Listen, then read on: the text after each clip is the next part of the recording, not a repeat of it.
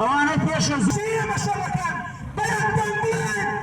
تورکی فاشی داگیرکار تورکی فاشی داگیرکار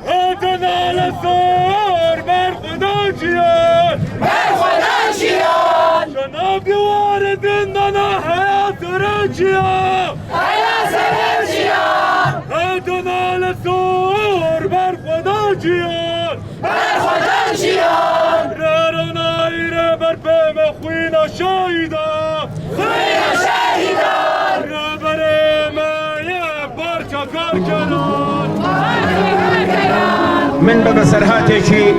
کارسیا لۆرکای شاعیر و شانۆنووس و وێنەکێش و پیانۆژەنی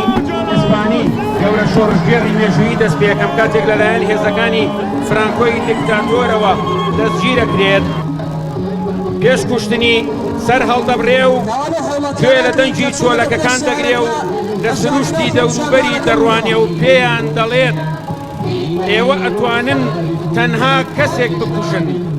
بەڵام دوجار ئەو ڕنگانە و ئەو هەموو جوانیە ئەتان کوژێت کۆمەڵگای ئێمەش هێن جوانە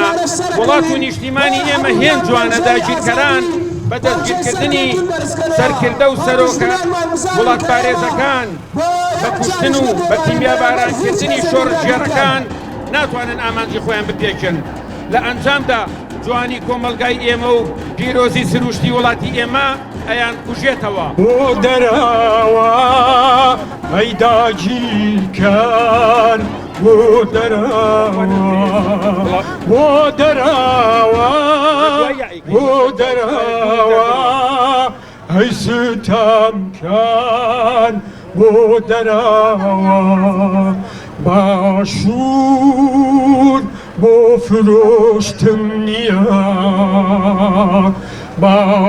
باشوور بۆ خێڕشتن نییە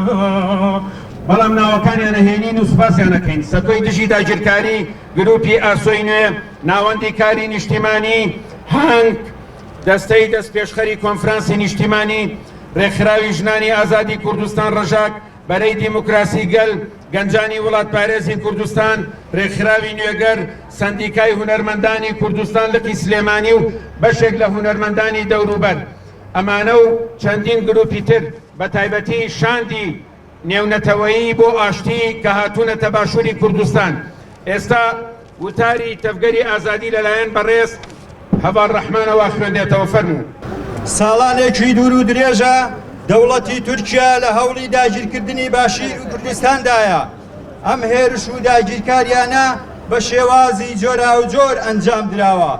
بەڵام لە ڕۆژگاری ئەمڕۆماندا ئەم داگیرکاریانە گەیشتۆتە لوتکە و هەندێ وڵاتی جیهانی و دەور و پشتمان چاوپۆشی لەم داگیرکاریانە دەکەن ئەمە جگە لەوەی بەشێک لە عێراق و لایەنە سیاسیەکانی لە هەرێمی کوردستان هەماهەنگن لەگەڵ دەوڵەتی داگیرکەری تورکیا ئەوەی کە زۆر جێگەی داخە هەماهەنگیەکانی پارتی دیموکراتی کوردستان و دەوڵەتی تورکیایە کە گەیشتۆتە ئاستێک پارتی بۆی گرنگ نییە بەرژەوەندی باشووری کوردستان و قەوارەی هەرام بپارێزێ بەڵکو ئیرادەی لە دەستی تورکیا و بەشوی ژیانی هەم خۆی و هەم بە گەلەکەمان دەگەیەنێت هەر بۆیە دەبێت لایەنە سیاسیەکانی دیکە ڕێگە نەدەن لەوە زیاتر خاکەکەمان تاڵان بکرێت و ڕێگەی داگیرکاری بدرێت لە هەموو ئەمە هەنگی و هاوکاری و جۆرا و جۆرانەی پارتی لەناو حکوومەت و ئەنجامی دەدات ئەرکی گەلەکەشمانە بۆ کۆتایی هێنان بەو بێدەنگیە هەر گۆڕەپانێک بکاتە مەیدانی تێکۆشانی نیشتیمانی هەڵوێست دژی داگیرکاری هێڵی خیانەت ئەوە تا گوند و دار و درەختەکان بە بەرچاوی هەمووانەوە دەسووتێنرێن و خاکمان داگیر دەکرێت و خەڵکی سڤیل دەبنە قوربانی و زەرەر و زیانێکی زۆر مەڕ و ماڵات و ڕز و باخەکانی ئەو ناوچانە گەیشتووە کە بەردومانیان دەکات بە ئاشکرا چەکی قەدەخەکراوی کیمیایی و فسفۆڕی بەکاردەهێنێت هەموو ئەو ڕووداوانە بە بەرچاوی نەتەوەیە گرتوەکان و ئەنجومەنی ئاسایش و ناوەندەکانی دموکراسی ئەوروپا و جیهانەوە ئەنجام دەدرێن کە خۆیان بە بەستەی مافەکانی مرۆڤ دەزانن ئێمە وەکو حزبی زەحمەتکێشانی کوردستان وێڕای ڕیسواکردنی ئەو کار و کردەوانە داوا لە هەر سێ سەرۆکایەتەکەی عێراق و کوردستان دەکەین کە ڕێگەن نەدەن چیتر ئەو دەوڵەتە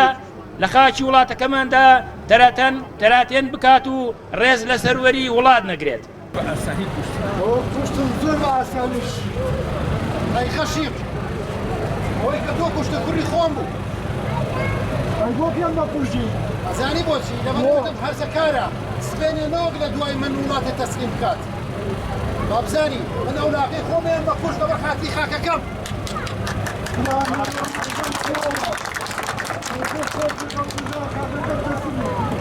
يلا بروح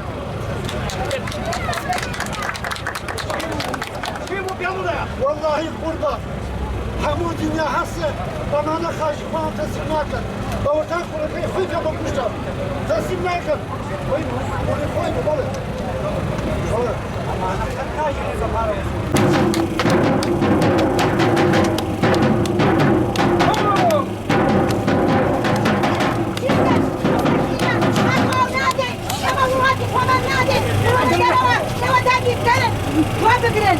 بگرن با گوش و دلار هم ما خلطین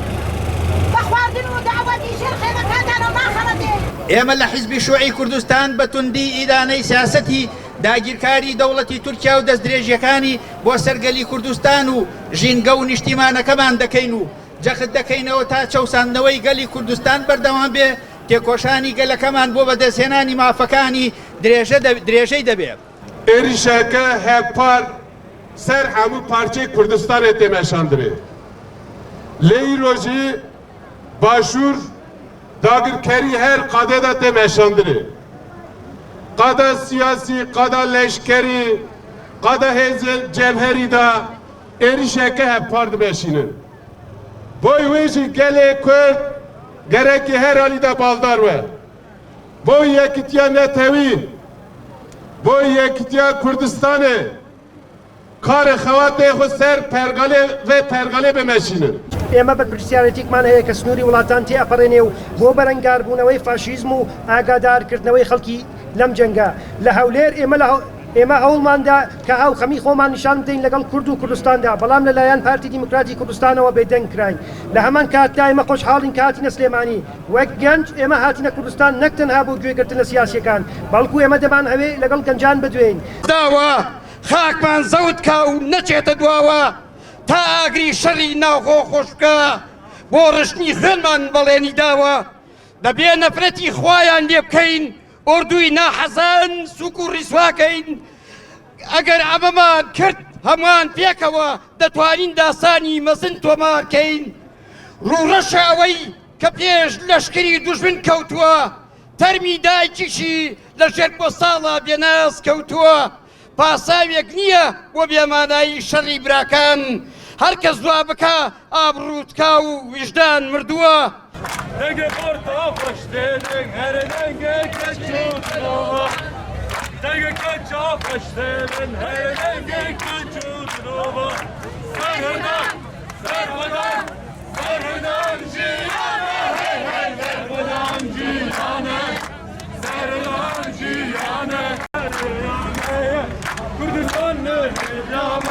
چاوی اون